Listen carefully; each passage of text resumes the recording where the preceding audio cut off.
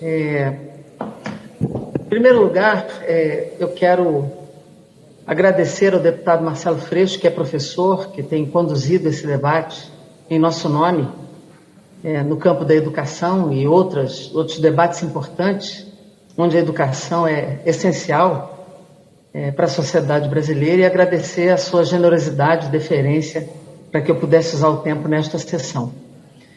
Em primeiro lugar, é importante que nós possamos recuperar a preocupação de todos os partidos que compõem a minoria desde o início da pandemia.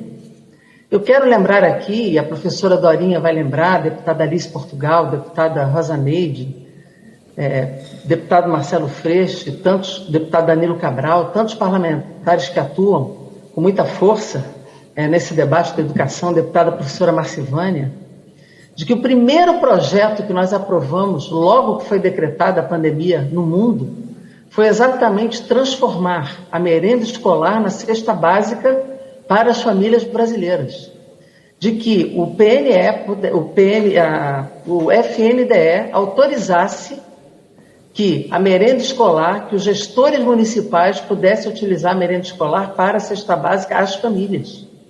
Essa foi a primeira grande preocupação, porque todos nós sabemos que muitas crianças têm na alimentação escolar a sua refeição diária.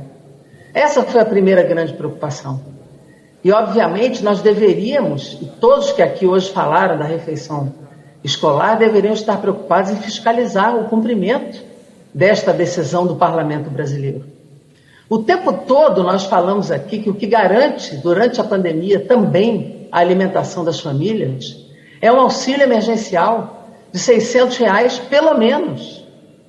E eu vi que este parlamento, muitas pessoas que hoje se preocupam com a alimentação das crianças, não votaram esse auxílio emergencial.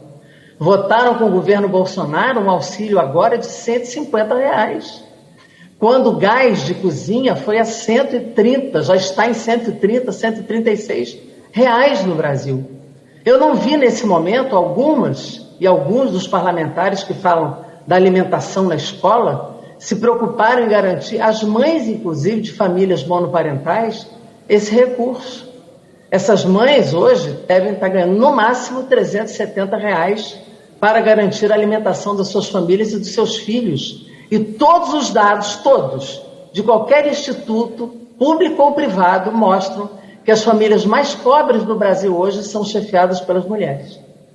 E as mulheres negras, em particular, a deputada Benedita da Silva, diz isso todos os dias para quem quiser ouvir da tribuna deste parlamento.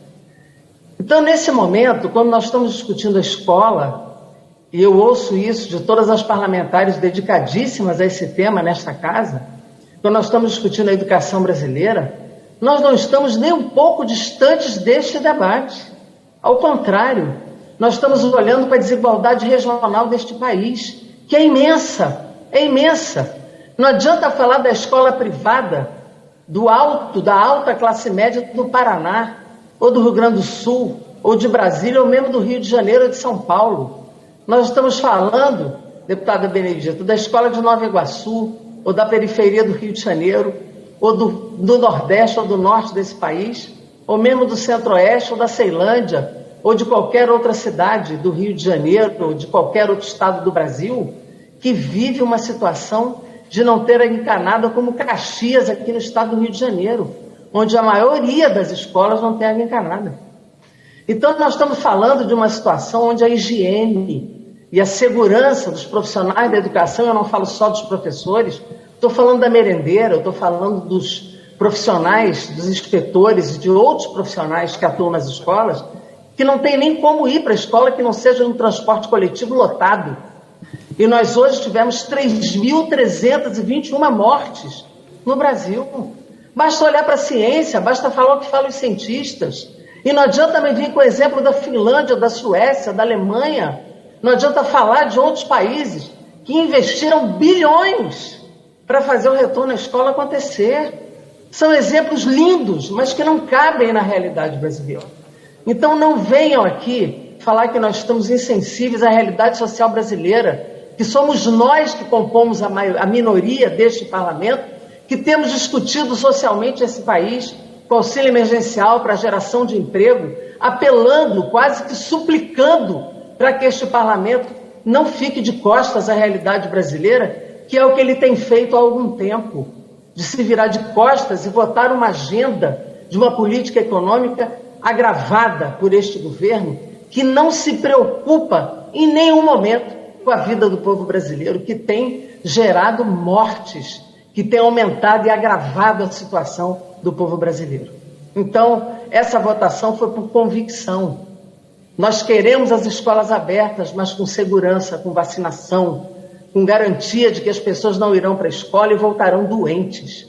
Essa é a preocupação de quem votou contra esse projeto e está votando nesse momento contra esse projeto, e faço apelo sobre isso. Então, não chorem neste plenário pedindo pelas crianças, votem pelas crianças no auxílio emergencial, para que esse dinheiro chegue nas mães, nas mulheres, e para que a vacina se acelere para as famílias brasileiras, e não ajudem esse governo a continuar fazendo uma política genocida neste país, porque genocídio é uma tipificação das convenções internacionais e do Código Penal. Então não é um panfleto, não é uma agitação, apenas se caracteriza quando o Estado ajuda, induz e possibilita a morte das pessoas. Eu gostaria, no entanto, no tempo que me resta, fazer um imenso apelo, para que pelo menos na noite de hoje a gente consiga socorrer. Nós estamos aqui fazendo um apelo de socorrer alguns segmentos da sociedade brasileira. Esses segmentos que eu sei que toca sensivelmente esse parlamento, que é o segmento da arte e da cultura brasileira. Esse parlamento já socorreu, independentemente dos desejos de que esse governo teve no ano passado. Este parlamento, a partir dele e da sociedade brasileira que se movimentou, este parlamento conseguiu construir, junto com a sociedade brasileira, junto com os fazedores e fazedoras de cultura, um grande socorro. Esse socorro que deveria ser de toda a sociedade brasileira, mas que nós não conseguimos construir novamente no auxílio emergencial.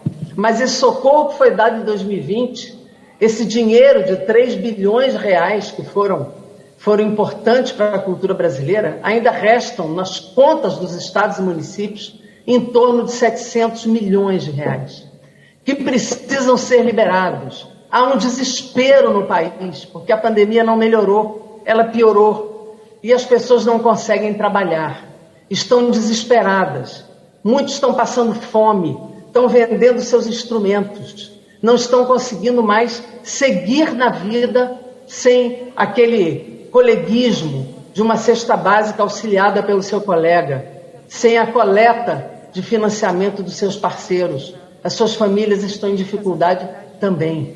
Então nós estamos pedindo, apelando, e todos os líderes com quem eu conversei têm esta sensibilidade, porque houve um atraso no repasse dos recursos pelo governo federal no ano passado.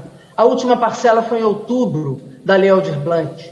Alguns municípios que não conseguiram, atravessados pelas eleições, gestores saindo, gestores chegando, tiveram que devolver aos estados, que só chegou em dezembro aos estados, esse recurso pela própria lei, que deu um prazo de 60 dias aos municípios, receberam em dezembro, não conseguiram empenhar esses recursos.